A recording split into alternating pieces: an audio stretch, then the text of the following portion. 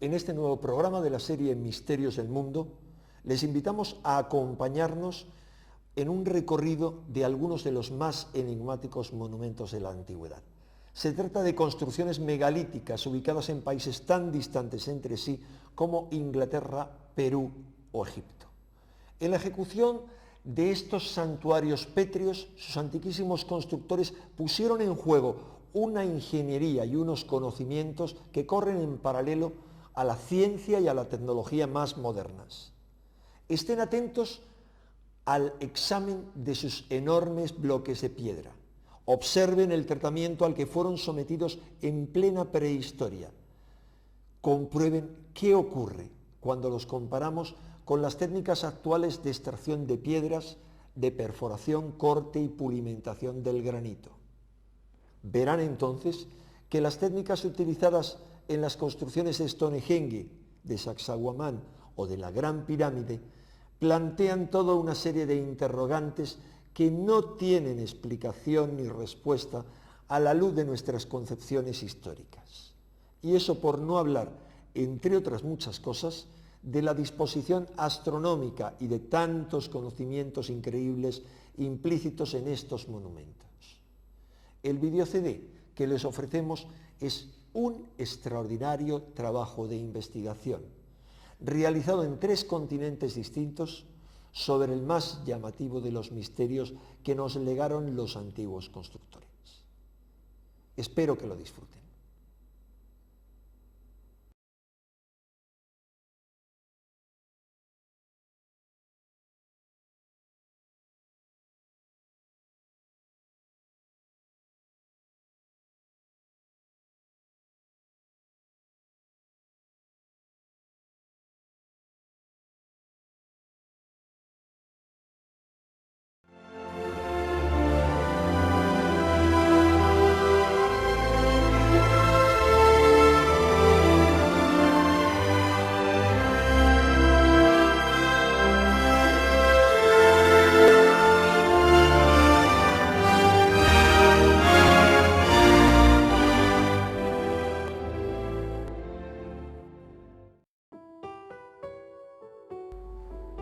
A lo largo y ancho de nuestro planeta podemos ver los restos en piedra que dejaron las antiguas civilizaciones.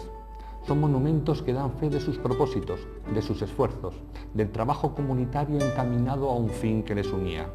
Su fuerza y su inteligencia les sirvió para transportar por terrenos hostiles los grandes monolitos, en tareas a veces iniciadas por los padres y continuadas por los hijos y los nietos.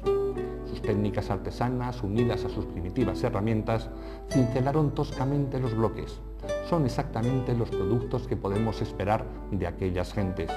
Aunque desconocemos todavía sus propósitos, su verdadero conocimiento psíquico y espiritual, sus auténticas motivaciones, podemos ver en sus obras el fruto razonable de su evolución tecnológica y cultural.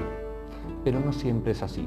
En este reportaje veremos suficientes pruebas como para valorar que algunos restos que creemos son de antiguas civilizaciones realmente lo son de otras mucho más antiguas y que además estas últimas tuvieron relación entre sí. Bajo estos montículos de piedra y tierra se encuentran las tumbas donde fueron enterrados algunos de los constructores del círculo de piedras más importante del Reino Unido y lugar de obligada visita para todos los viajeros que recorren la llanura de Salisbury. En tan solo 200 metros de recorrido turístico, los visitantes pasan de las tiendas y cafeterías a enfrentarse con un monumento con 5.000 años de historia. Gran parte de él ha desaparecido. Sus piedras fueron aprovechadas para construcciones más modernas, pero lo que queda llena de admiración no solo al que busca una bonita foto, sino a los que además intentan adentrarse en sus misterios. Stonehenge empezó a izarse en el Neolítico, 3.000 años antes de Jesucristo, y su desarrollo duró 1.500 años. Su aspecto final alberga varios elementos constructivos. El círculo exterior está compuesto por 30 grandes monolitos de gres, de 25 toneladas de peso cada uno, provenientes de las canteras del actual Marlborough Downs, situadas a 30 kilómetros de distancia. Originariamente estaban unidos entre sí por un dintel de piedra de 7 toneladas de peso. Dentro de este primer círculo se encuentra otro, formado por bloques de 4 toneladas que fueron traídos de las montañas de Presley, en el sudeste de Gales. Son las famosas piedras azules, de reconocidos poderes energéticos. Más en el interior del monumento se alzan orgullosos 5 gigantescos trilitos. Cada uno de estos bloques verticales, de 45 toneladas de peso cada uno, se alzan orgullosos a 7 metros de altura y albergan en su interior una disposición en forma de herradura de otras 19 pequeñas piedras azules. Ninguna piedra está colocada al azar en esta enigmática construcción. Tanto el número como la disposición de las piedras corresponde a un plan preciso y estudiado para que un observador, iniciado en las leyes de la astronomía, pudiera dictaminar con una simple observación los movimientos del Sol, los ciclos lunares y hasta los eclipses que se producían con el transcurrir del tiempo. Tanto los 5 trilitos interiores como sus menires interiores están colocados en forma de herradura cuya parte abierta da origen a la gran avenida que antiguamente llegaba a Stonehenge y que llegó a medir cerca de 3 kilómetros. Esta avenida es donde se encuentra actualmente la piedra llamada Hillstone. Miraba exactamente al punto del horizonte donde se elevaba el sol en el solsticio de verano. En la periferia de toda la construcción pétrea se encuentran distribuidos simétricamente 56 pequeños agujeros, conocidos como los hoyos de Aubry, que en su día albergaban postes de madera. Una fosa y un talud rodean todo el conjunto. Hillstone constituye un buen punto de observación para comprobar cómo la brújula marca con precisión la situación del bloque con respecto al conjunto monumental. Los 28 grados con que se separa del este geográfico marca como un gran punto de mira el lugar hacia donde tenían que mirar desde el recinto para ver elevarse al sol en esa celebrada fiesta del solsticio de verano, cuando vivían el día más largo y la noche más corta del año, celebración que ha llegado a nosotros y que conmemoramos en la noche de San Juan. Stonehenge es el círculo de piedras más importante del mundo, pero no es el único. A pocos kilómetros de distancia quedan los restos de lo que debió ser otro gran centro ceremonial, erigido con similares propósitos. Pese a no contar con la aparente belleza y majestuosidad de Stonehenge, Avebury constituye un punto de encuentro con las energías sutiles que proporcionan las piedras, porque a diferencia del anterior, sus menires se pueden acariciar y todo el lugar puede ser recorrido con total libertad. Avebury, el círculo megalítico más grande que se conoce, medía 365 metros de diámetro y contenía 2 círculos menores, un círculo solar o del hombre y un círculo lunar o de mujer. Su procedencia es asimismo neolítica y estaba conectado a Stonehenge por un camino de 36 kilómetros de largo. En algunas de sus piedras se pueden apreciar cristales de cuarzo en forma de vetas y trozos de cuarzo lechoso que sobresalen de la superficie. Aseguran los investigadores que los antiguos druidas manejaban la energía de los cristales de las piedras para comunicarse con otros mundos, algo que no debe de sorprendernos porque hoy sabemos que los cristales son poderosos instrumentos de transmisión.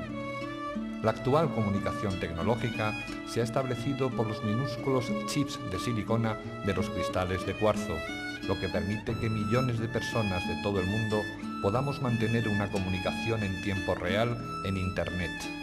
Antiguamente, los grandes maestros combinaban los poderes de los cristales, las rocas, las líneas telúricas de nuestro planeta y los cursos subterráneos de agua para erigir los monumentos a los que aplicaban una disposición relacionada con la astronomía.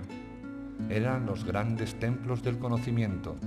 Aprovechaban los rayos solares durante el día y los lunares durante la noche, no solo para las ceremonias espirituales, sino que también el aumento de sus percepciones psíquicas se utilizaba para la sanación. Los druidas transmutaban las fuerzas naturales para convertirlas en eventos sobrenaturales. El símbolo de su poder espiritual eran los cristales que portaban, y el mismo Merlín afirmaba que había vivido en una caverna de cristal. Era otra ciencia, otra forma de conocer la naturaleza y sus propiedades, Los ciclos astronómicos que marcaban la posición de los bloques era el calendario de sus estaciones. Diferenciaban las épocas de frío y de calor, de cosecha y de escasez de alimentos. Su vida cotidiana estaba marcada por los acontecimientos del cielo, donde los astros eran dioses. Su esencia estaba conectada con su entorno y se sentían protagonistas de todos y cada uno de los sucesos universales de los que formaban parte. Este es el mítico río Urubamba. Desde las nevadas sierras andinas proporciona vida al Valle Sagrado. Sus orillas fueron recorridas por los incas en busca de una cumbre lejana, cercana a los mismos dioses. Son los terrenos de Pachamama, la diosa de la tierra, de Inti, el dios del sol, y de Quilla, la diosa de la luna. Un vetusto tren escala desde el Cuzco las empinadas cuestas que acercan al turista a la pequeña localidad de Aguascalientes. Es el obligado recorrido para los buscadores de sensaciones únicas. Llegados de todas partes del mundo, en pocas horas habrán pasado de la altitud del mar a los 4.000 metros de altura, del desierto a la selva tropical, de las orillas frescas del Urubamba a los dominios del Cóndor. Los puestos de recuerdos y artesanías rodean al viajero con colorido y algarabía hasta que se toma un microbús que por un camino serpenteante llega hasta el centro turístico más importante de Sudamérica. La esbelta figura del Putucusi es reconocida por todos, que por fin pueden contemplar al natural lo que tantas veces han visto en fotos. Dicen que esta montaña misteriosa es el santuario del señor Saizru, Manú de la séptima raza, donde resguarda las almas de los niños que vendrán a la encarnación en Perú para incrementar la luz del planeta. Machu Picchu es un portento de la naturaleza y de la sabiduría de sus constructores. No cabe duda que es un monumento dedicado a los dioses. Su visita nos acerca a un lugar de ensueño donde todo es posible, donde esas fuerzas extrañas de la naturaleza nos llevan a un lugar entre la tierra y el cielo. La propia ciudad, con las montañas que la rodean, está representada en una roca proporcionalmente esculpida. Fue una de las pocas ciudades que se libraron de la destrucción por los conquistadores, que jamás supieron de su existencia. Fue descubierta el año 1911 por Hiram Bingham, que fue conducido allí por las informaciones obtenidas de algunos nativos. Por ello, hoy se puede contemplar tal y como la dejaron sus antiguos moradores. Y si la tierra está representada en piedra, el cielo también lo está.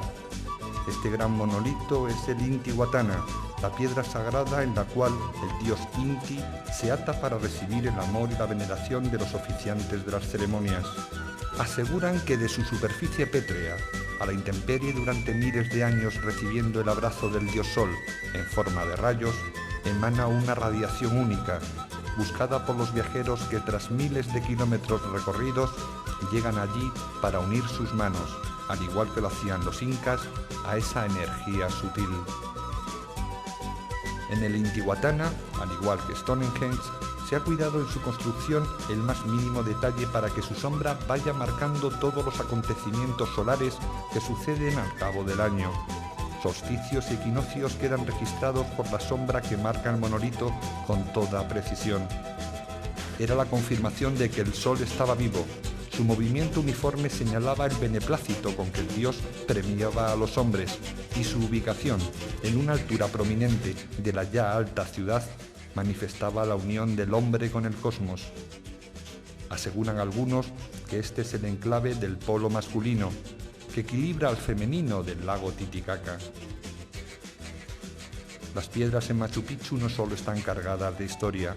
El lugar fue buscado y encontrado, diseñado y construido para que convergieran en él las energías cósmicas y las telúricas.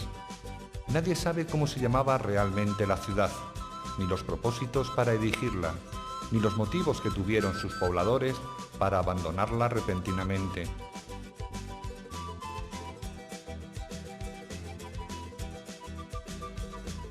Edificios que sabemos fueron construidos por los incas, pero que poco o nada tienen que ver con los grandes santuarios de Machu Picchu. los más antiguos, los más perfectos, los que por su tecnología hacen pensar a no pocos investigadores que antes de que los incas se establecieran allí ya existían algunos monumentos erigidos por alguna civilización anterior a los propios incas. Esta teoría, por supuesto no avalada por la arqueología oficial, desestabilizaría la catalogación que se tiene actualmente del pasado, de un pasado del que todavía desconocemos muchas cosas y del que, como vamos a ver, existen muchas respuestas pendientes. El norte de Cuzco, la capital del Imperio Inca, estaba dominado por Sacsayhuamán. Según los historiadores, es una fortaleza, una serie de edificaciones de la que todavía permanecen 3 enormes murallas formando una imponente obra de defensa. Sin embargo, nunca defendieron nada, ni sirvieron para que los españoles, durante la conquista, perdieran un solo minuto para conquistarla. Militarmente hablando, es un despropósito, y pensando racionalmente nos explica el derroche de esfuerzo para levantar estos monolitos. Si lo que querían era simplemente servir de freno a un posible invasor, no se comprende la meticulosidad para que todos los bloques estén unidos en íntimo contacto, sin que se pueda introducir la punta de una navaja por sus juntas. La otra teoría tampoco nos convence. Se dice que Sacsayhuamán fue un centro de gobierno. Era el lugar donde el Inca, rodeado de una espléndida majestad, impartía sus órdenes a todos los rincones de su imperio. ¿Pero qué era realmente Sacsayhuamán?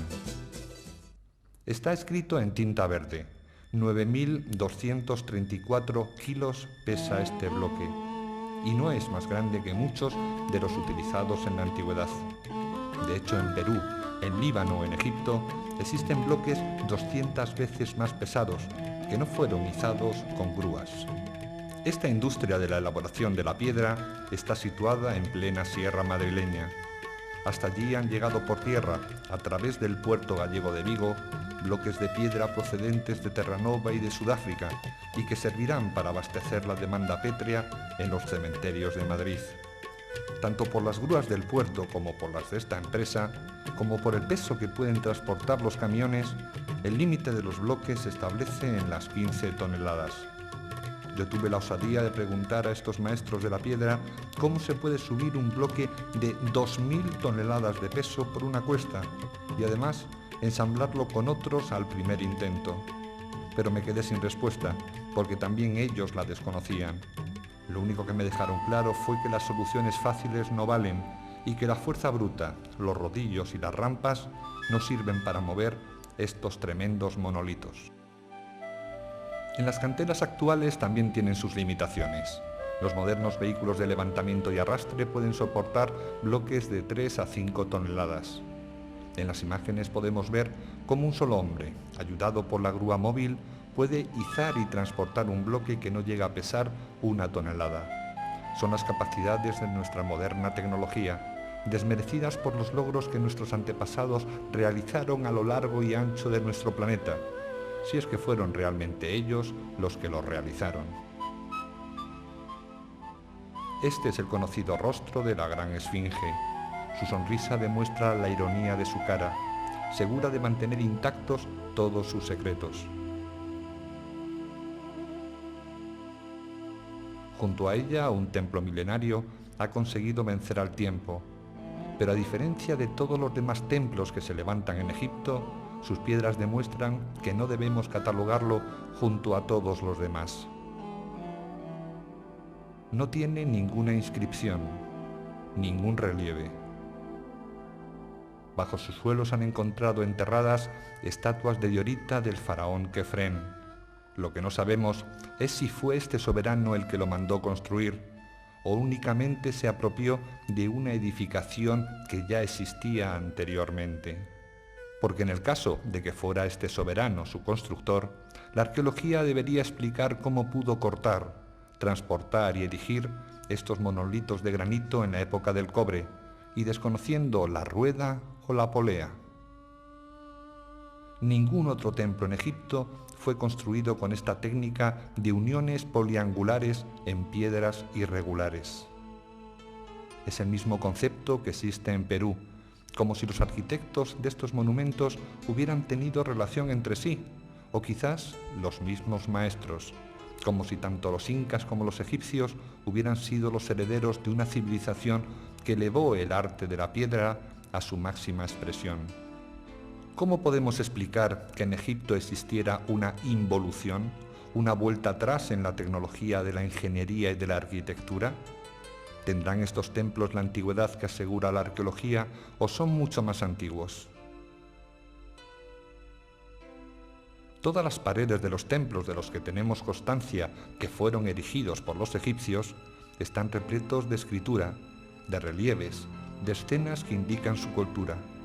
Sin embargo, estos muros limpios y aparentemente mudos fueron respetados por todos los soberanos posteriores, porque su lenguaje es posible que hable de un pasado y de unos constructores que fueron elevados a la categoría de dioses. Según la historia oficial de la cuarta dinastía del Imperio Antiguo, consiguieron mover e izar cerca de 12 millones de metros cúbicos de piedra en tan solo 150 años, cantidad que resulta 10 veces superior a toda la piedra que utilizaron los egipcios en los 1500 años de todas las dinastías posteriores. Parece ser que solo en la cuarta dinastía obtuvieron los egipcios ese grado de perfección. Aseguran los historiadores que ello fue debido al enorme costo de mano de obra, que no permitió tal derroche después de los faraones Snefru, Keops, Kefren y Micerinos. Pero el problema es que si habían conseguido hacer monumentos y encajar bloques con tanta maestría, esa industria desarrollada en 150 años debía mantenerse aunque fuera en monumentos más pequeños. Y eso no fue así. Además, eliminando las hipótesis basadas en apreciaciones personales, existen argumentos proporcionados por la ingeniería que demuestran la diferencia entre estos dos métodos de construcción, el realizado por los antiguos egipcios o incas y los anacrónicos para las herramientas que de ellos hemos encontrado. Otro ejemplo, esta es la fachada del templo de Abidos, construido por el faraón Seti I y reconstruido por su hijo Ramsés II. Sus paredes están repletas de jeroglíficos y de representaciones, pero este templo se edificó sobre otro más antiguo. Es el llamado Osidión, donde volvemos a encontrar los bloques multiangulares, las piedras enormes de 20 y 30 toneladas cortadas a escuadra perfecta, con caras pulidas a espejo, con la más increíble técnica óptica. Incluso está anegado por las aguas provenientes del Nilo, lo que indica que su construcción puede ser anterior al propio cauce del río. ¿Quién construyó este monumento a la perfección? Empieza ya a resultar sospechoso que cuando nos encontramos con una tecnología pétrea e increíble, los bloques siempre carecen de la firma de su constructor. A pocos kilómetros de la zona arqueológica de Abusir, donde se encuentran las pirámides de los faraones de la quinta dinastía, un pasadizo subterráneo se interna en otro de los grandes misterios de la piedra.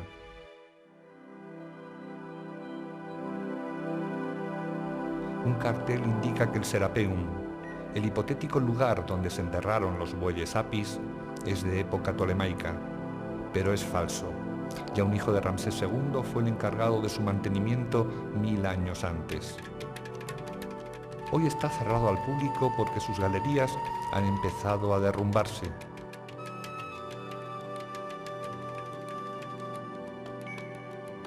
Fue encontrado al azar, cuando el egiptólogo Mariette, el fundador del Museo del Cairo, llegó a su interior tras perforar un pozo en el desierto cuando buscaba estatuas.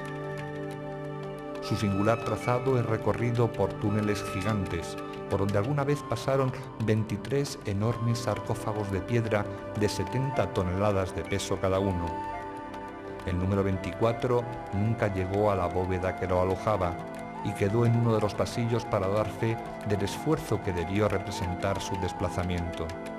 Como siempre que encontramos alta tecnología de piedra, las piezas arqueológicas carecen de jeroglíficos, algo que no se entiende en caso de ser, como afirman, la última morada de los bueyes sagrados de la época tardía faraónica.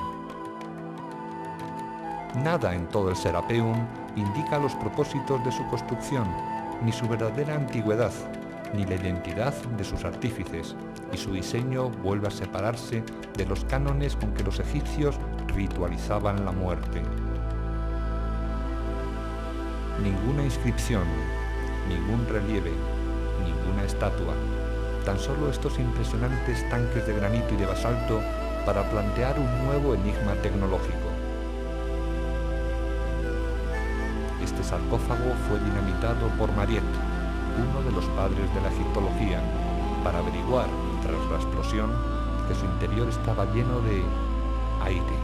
Sin embargo, no tuvo el más mínimo rubor para escribir categóricamente que su finalidad era la de enterrar unos bueyes sagrados, pese a no encontrar ninguno. En lo que no reparó Mariette fue en la desconcertante técnica empleada para fabricar estas enormes cajas de piedra. El equipo de filmación se encuentra ahora dentro de uno de los sarcófagos. Nuestra compañera va limpiando de polvo una de las paredes para verse inmediatamente reflejada en ella, como si de un espejo se tratase. Observen cómo su brazo aparece claramente en la superficie pétrea, sin la más mínima distorsión. Esta perfección en el pulido es apreciable en todas las caras interiores. No se lo pierdan y disfruten con este plano que nuestra cámara realizó tangencialmente a la superficie de la tapa. Tras limpiarla del polvo depositado, se nos mostró un perfecto espejo que refleja sin ningún defecto todos los detalles. Están contemplando 5 metros cuadrados de piedra pulida con precisión absoluta, con tal grado de minuciosidad que todos los técnicos que la han estudiado han dictaminado que su perfección se ajusta a los modernos cánones de precisión óptica. ¿Cómo lo consiguieron?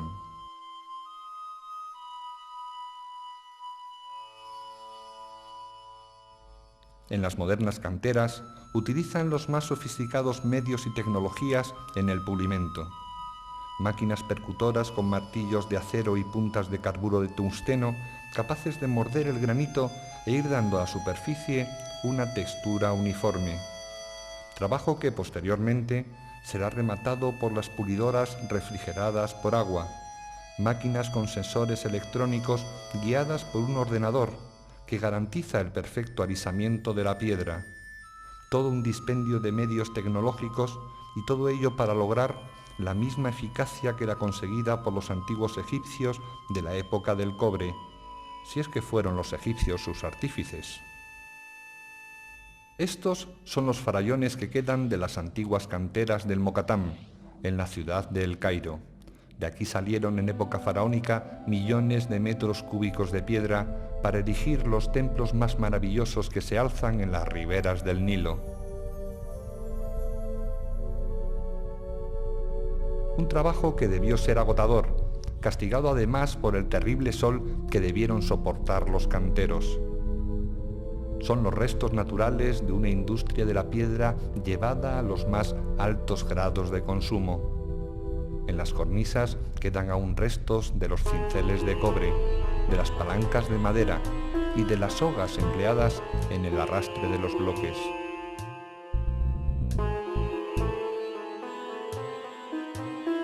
A sus pies duerme tranquila la ciudad de los muertos, 1 millón de almas que se cobijan entre las tumbas del antiguo cementerio de los mamelucos. Es un lugar frecuentado por los automovilistas que se alejan en dirección al canal de Suez. Sin embargo, pocos de ellos reparan en lo que dejaron sus antepasados.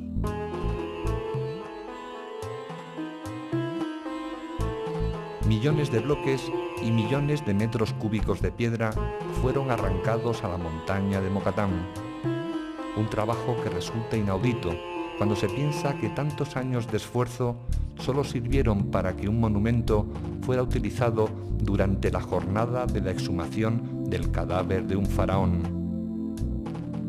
Y tampoco estamos seguros de ello, porque en las más de 100 pirámides que se alzan en Egipto jamás se encontró en su interior momia alguna. En una época en que los monarcas podían durar de varios meses a algunos años, ¿cómo sabían de antemano el tiempo de vida que les quedaba para enfrentarse con una construcción tan titánica?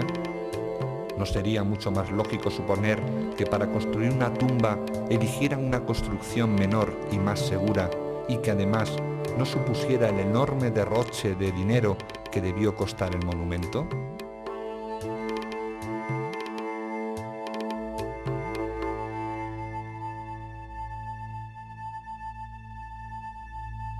A 40 kilómetros del Cairo se encuentra la otra cantera que suministró piedra al antiguo Egipto, Tura. Nuestro permiso de filmación estuvo supeditado a que las imágenes que obtuviésemos solo mostraran la fina piedra caliza que guarda en sus entrañas, sin que en las secuencias aparecieran los cientos de hombres que, atados con cadenas a una enorme bola de hierro, purgaban sus pecados picando bajo un cielo abrasador. Hoy Tura es una cárcel al aire libre. La extracción de bloques sigue como antaño, aunque el hierro ha sustituido al cobre para serrar las grandes piedras en lajas finas. La dureza pétrea es poca. Con una simple llave tuvimos nosotros la ocasión de realizar hendiduras bastante profundas. No presenta un problema tecnológico su manipulación. Sin embargo, este método de corte, posiblemente similar al utilizado hace miles de años, no explica otro de los grandes misterios tecnológicos de la antigüedad, el corte con serrucho de piedras de gran dureza como el granito, y además con una potencia 50 veces superior a las modernas serradoras de nuestra flamante era espacial.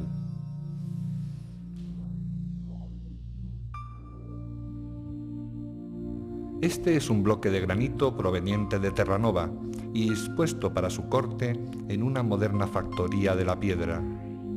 Está anclado al suelo por fuertes brazos de hierro que impiden su desplazamiento, mientras que un fino cable formado por 2 hilos de acero entrelazados, con pertinaz monotonía, va desgastando el surco por donde penetra hasta que, tras largas horas de rozamiento ininterrumpido, refrigerando el calor con chorros de agua fría, logra cortar el bloque. Un depósito de hierro, situado sobre el bloque de piedra, va suministrando minúsculas partículas de acero que serán desplazadas por el cable, constituyendo un inmejorable abrasivo capaz de acelerar la operación de corte. Obviamente es fácil suponer que este resultado que estamos viendo, donde un bloque de granito queda cortado en lonchas, no era un producto capaz de verse reproducido hace 5.000 años. La dureza que presenta el cable de acero, la noria capaz de hacerlo mover en un movimiento sin fin, las limaduras de acero y tungsteno que producen la abrasión, el agua que permanentemente debe suministrarse para que el cable no se ponga al rojo vivo y se rompa, los brazos hidráulicos que anclan el bloque y la electricidad necesaria para mover todo el conjunto, hace imposible que esta tarea pudiera haberse realizado en el antiguo Egipto o en Perú. Otra cosa sería impensable. En la misma factoría tenemos otra forma de cortar la piedra. En este caso podemos observar una imponente hoja circular que gira a gran velocidad sobre su eje móvil. El tamaño de la sierra es de 2 metros de diámetro, capaz de cortar en 4 horas un bloque de 1 metro de grosor. Nuevamente observamos cómo el agua refrigera el rozamiento. Cada vaivén que hace la sierra corta la piedra unas pocas décimas de milímetro, y su precisión está controlada por un importante sistema informático que indica al operario el progreso de la cortadora a través de la masa pétrea, la velocidad de revoluciones, el grado de inclinación del corte y la temperatura de fricción. Repito, estamos ahora viendo lo que puede hacer nuestra moderna tecnología, las máquinas más certeras para el corte del granito que existen en este comienzo del tercer milenio, el máximo logro de nuestra gran revolución industrial, el mejor de los aceros, el diamante más duro y la tecnología informática al servicio de los productos, pero un producto que incomprensiblemente encontramos también realizado hace miles de años. Nuestra investigación se dirige ahora al Valle Sagrado peruano, donde las ruinas de Ollantaytambo son unas de las más importantes concreciones en piedra de los antiguos incas. Sus terrazas esculpidas en la falda del cerro son atravesadas por largas escaleras de piedra que paso a paso nos llevan a las alturas. Una obra en piedra que es posiblemente mucho más antigua de lo que se supone y que fue usurpada y recolonizada por los incas. Tal hipótesis, nuevamente, viene avalada por la tecnología anacrónica que encontramos en su manufactura. Observen estas imágenes. Es uno de los cientos de bloques esparcidos por su cumbre y, para nuestro desconcierto, está manipulado artesanalmente con un importante corte que no se terminó, lo que nos permite estudiarlo. No cabe duda que una sierra atacó la superficie de esta piedra de granito dejando la marca de su progreso. 2,5 milímetros separan los dos trozos. Una línea absolutamente recta que no admite la más mínima duda, que no tiene procedencia natural. Alguien, hace miles de años, la cortó, con resultado similar al que encontramos en las factorías modernas, pero con una herramienta que no aparece en los museos, porque sencillamente no parece ser el fruto de la tecnología que tenían los incas. ¿Qué seres o qué civilización trabajó esta piedra antes de la llegada de los incas? Volvemos a Egipto, al interior de la gran pirámide atribuida al faraón Keops. Tanto la gran galería como la cámara de la reina están constituidas con piedras calizas.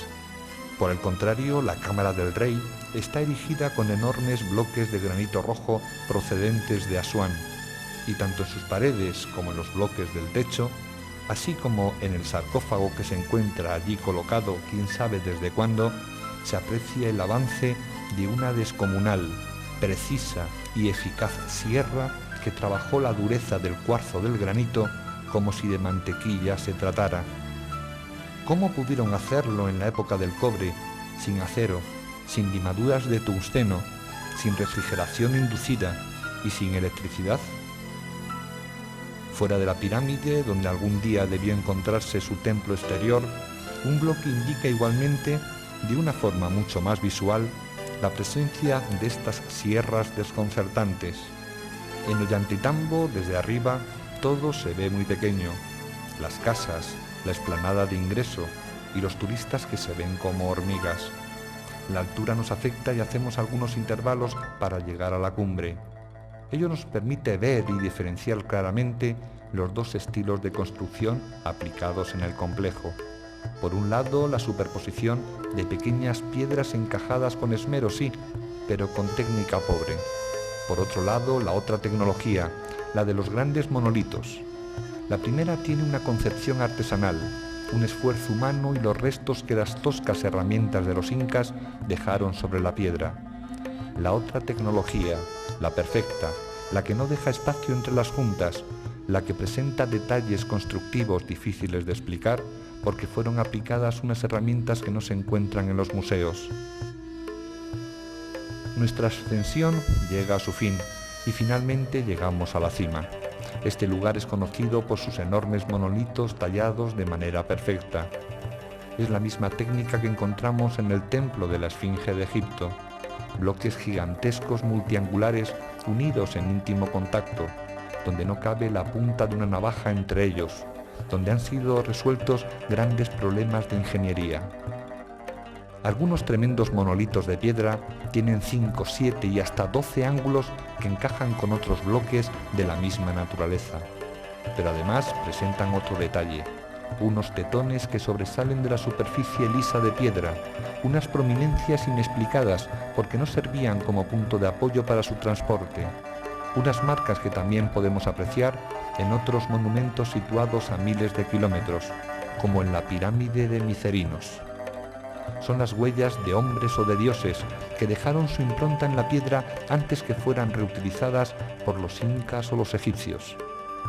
Son dos formas de entender la construcción, o lo más seguro, son complejos monumentales construidos en fases distintas, lejanas en miles de años por dos civilizaciones opuestas, pero con una particularidad. De los trabajos en piedra que sabemos fueron realizados por incas o por egipcios, conocemos su tecnología y hemos encontrado las herramientas que fueron utilizadas. Por el contrario, de esa otra técnica desconcertante, desconocemos su desarrollo, sus máquinas y, por supuesto, quiénes fueron sus artífices.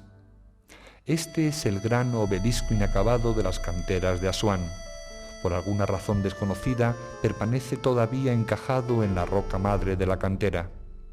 ¿Cómo es posible elevar y transportar 1.200 toneladas de peso? La fuerza humana es incapaz de tal empresa, sin la ayuda de máquinas. Máquinas que debieron existir, aunque quizás nunca estuvieron a disposición de los egipcios. Máquinas increíbles que fueron capaces de realizar prodigios como el que estamos viendo. Una perforación en una roca de enorme dureza. Estamos justo en la entrada de la Gran Pirámide de Giza. Aquí, abandonado a su suerte, se encuentra un bloque que en el momento de la construcción del monumento sirvió como tapón en la Cámara de los Rastrillos para impedir el acceso a la Cámara del Rey. Y 3 impresionantes taladros delatan que sobre su superficie se aplicó una tecnología tan poderosa que incluso hoy nosotros nunca podríamos realizarla. Todos los ingenieros a los que hemos consultado no han dejado de manifestar su asombro, pues no conocen en la actualidad máquina capaz de competir con aquella utilizada en Egipto hace miles de años. Estas perforaciones no han podido realizarse sino con máquinas, con brocas de una dureza incomprensible, que superan los logros de nuestra más moderna tecnología. Este bloque de granito consta de 3 perforaciones. Una de sus esquinas se ha roto precisamente por una de ellas, por lo que nuestra cámara puede recorrer el interior de esos increíbles agujeros de 16 centímetros de diámetro para comprobar el rastro que ha dejado en la superficie de piedra la broca que lo perforó. Con absoluta nitidez podemos comprobar que el movimiento helicoidal de la broca va penetrando en el granito a razón de 2,5 milímetros por vuelta, es decir, con una potencia superior en 50 veces a las máquinas que hoy en día nos llenan de orgullo. Esta prueba arqueológica delata una tecnología anacrónica para los egipcios de la época del cobre. No se puede hablar de interpretaciones subjetivas o de argumentos anticientíficos. A pocos kilómetros de la meseta de Giza se encuentra el área arqueológica de Abusir, donde se elevan las pirámides que construyeron los faraones de la quinta dinastía, es decir, los inmediatamente posteriores a los flamantes constructores Keops, Kefren y Micerinos. En teoría, debían haber sido los herederos de la mejor industria de la piedra de nuestro pasado histórico. Sin embargo, parece ser que de la noche a la mañana se les olvidó hacer pirámides, y sus construcciones, sospechosamente, se parecen muchísimo a las que erigieron sus antecesores de la tercera dinastía. Las pirámides de Neferrikare, Neferrefre y Sajurrá hoy son prácticamente escombros e incluso se puede apreciar la forma con que Imhotep, el arquitecto del faraón Zoser de la tercera dinastía, inició la era de la construcción de las pirámides, la forma escalonada de superposición de mastabas. Donde se encuentra en Abusir la evolución piramidal de caras lisas y bloques perfectamente ensamblados en íntimo contacto? ¿O no será que los faraones de la cuarta dinastía no fueron los constructores de las pirámides de Giza o de Dashur, y lo único que hicieron fue usurpar monumentos mucho más antiguos? Pero Abusir guarda muchas sorpresas. Bloques de piedra con una manufactura increíble, tratados con una técnica que incluso las hace cantar.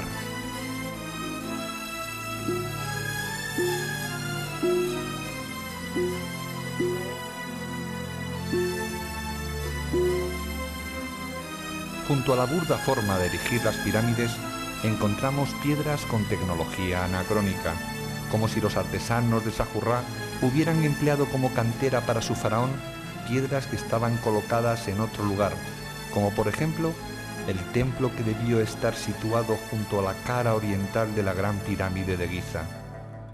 En el complejo de la pirámide de Sajurrá se combinan bloques de distintos materiales para formar los muros. Caliza, basalto y granito se suceden en un caos de colores y formas, con bloques que, sin aparente funcionalidad, nos vuelven a mostrar perforaciones que no pudieron hacer los egipcios, porque las piedras las trajeron de un lugar que posiblemente no fue construido por egipcios.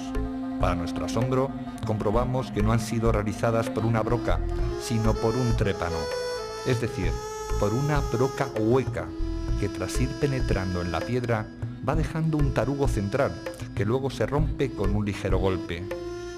Este tipo de perforación multiplica sobremanera la sofisticación de la máquina, ya que el taladro se limita a perforar con una circunferencia de 1 milímetro de sección y atacando la piedra desde la superficie hasta 60 centímetros de profundidad. ¿Cómo pudieron hacerlo con sus débiles herramientas de cobre? Para hacernos una mejor idea del trabajo que constituye la elaboración de un trépano, fuimos a filmar la técnica que actualmente realizan nuestros operarios. En primer lugar, antes de efectuar la perforación, rellenan con agua una bomba que suministrará el frío necesario para que la broca no se caliente, porque las partículas de diamante que tiene la punta de la broca se fundiría a los pocos segundos de empezar el rozamiento. La bomba de agua se conecta a la máquina perforadora mediante un tubo por el que correrá agua a presión, tras bombear el operario manualmente el émbolo que tiene el interior esta bomba.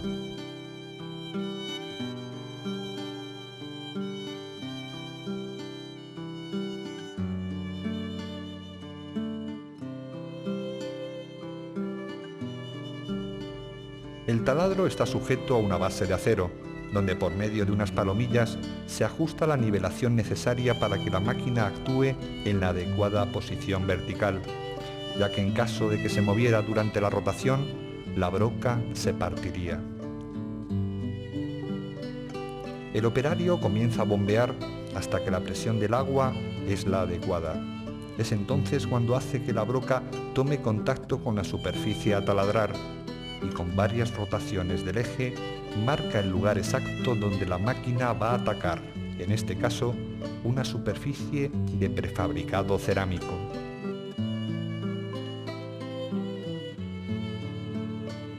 Tras estos prolegómenos ya tiene todo dispuesto para que la perforadora inicie el taladro.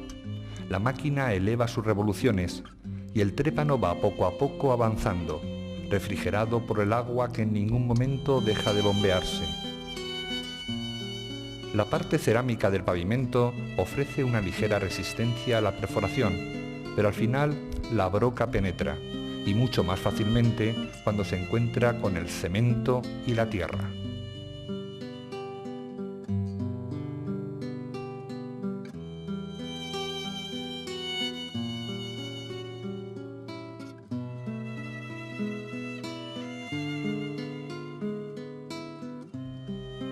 El trépano ha logrado su cometido y en el interior de la broca se aloja el tarugo que ha cortado.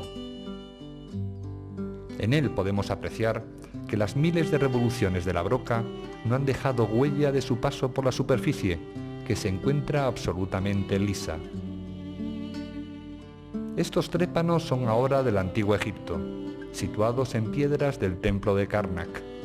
En sus paredes observamos que, al igual que los trépanos de Giza o de Abusir, la penetración se realiza a razón de 2 milímetros por vuelta, y en el caso que están ahora viendo, el trépano se corresponde con una increíble broca de 60 centímetros de diámetro.